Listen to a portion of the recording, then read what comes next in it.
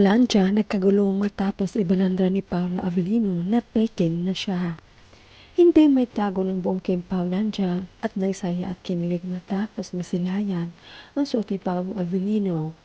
Sa isang video na inilabas sa isang kampanya kung saan isa si Paula Avellino sa endorser nito bilang pag-anyaya na aktor para sa darating na Sinulog Festival sa Cebu. Subalit hindi nagkaligtas sa matanglawin na solid ang suot na singsing na aktor. Tila piniflex na ni Paula na mayroong nag-aaral na sa kanya at walang iba kundi ang nag-isang chinita princess. Bumuhos naman ang komento mula sa netizens. Kitang-kita na happy na kami Pao, may ring yung ring ni Paula isinuot niya siguro totoo yung civil wedding. Sila, I'm happy for them. May magkikimpaw prepare wedding na balitsyong nakakimpaw. Trending ng mga ring ni Pao, sarap sa mata ang daliri mo Pao. Congrats kay ang Pao, makalyan ang pahiwatig ni Direk Georgia, may post siya. May naka-wedding gown si Kim, may post niya. Malapit na ang tagumpay ng mga Kimpaw, may Angel Kimpaw na tayo darating. Ayan, ebidensya na yan, in slow-mo pa nila, may ring talaga si Pao. Ibig sabihin, taken na sila sa isa't isa ni Kemi. Babe niya, true po yan, kaya nga natawa dyan si Pao dahil kita niyo yan, wala siyang tinatago. Tagan lang Mr. Magic ang couple Kimpaw. Yes, nakita ko may suot na singsing si Pao. Di man nagsusuot ng singsing si Pao except sa mga movies o serye niya. Pero dito talaga meron o ayan, may patunay na mag-couple na talaga ang Kim Pao.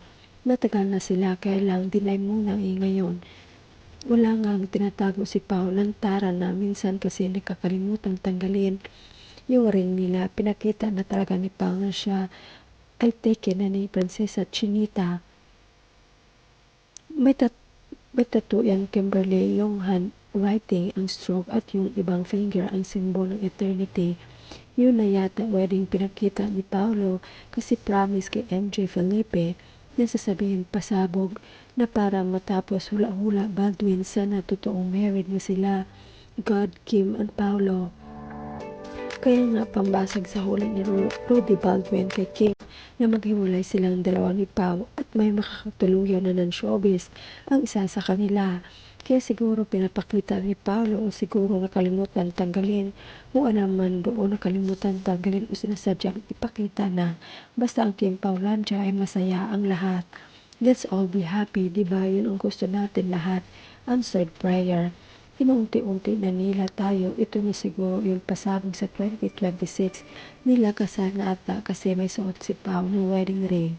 Masaya talaga ako sa Kim Pao. Ako din magtaka sa Kim Pao. Totoo mag-asawa na sila kasi may isa akong nakitang video na nagpapatunay niyan. Tapos narinig ko pa para sa akin church wedding kulang nila. Oo nga, parang tapang ni Paolo, may suot na nga siyang ring. Yan na ba ang pasabog nila? Mukhang may amin na talaga. I'm happy for you, Paolo. You made the right choice of woman of your life. Take good care of Kim. She's your precious gem. And put the Lord God at the center of your life together. Trust and protect each other. Congratulations! Sinisel na ni Pao si Kim kasi marami pang nanais pumahin si Kim kasi nandyan nga inaabangan ng first ex atat na atat But knowing Kim's loyalty, kilala ni Paolo kaya behave na behave. Sana change na siya for good else. Siya yan iba saya yung iba nagkikiwing pa. O baka kasal na nga sila kaya kumanta si Kim ng Thanks God I Found You sa Showtime noong Wednesday.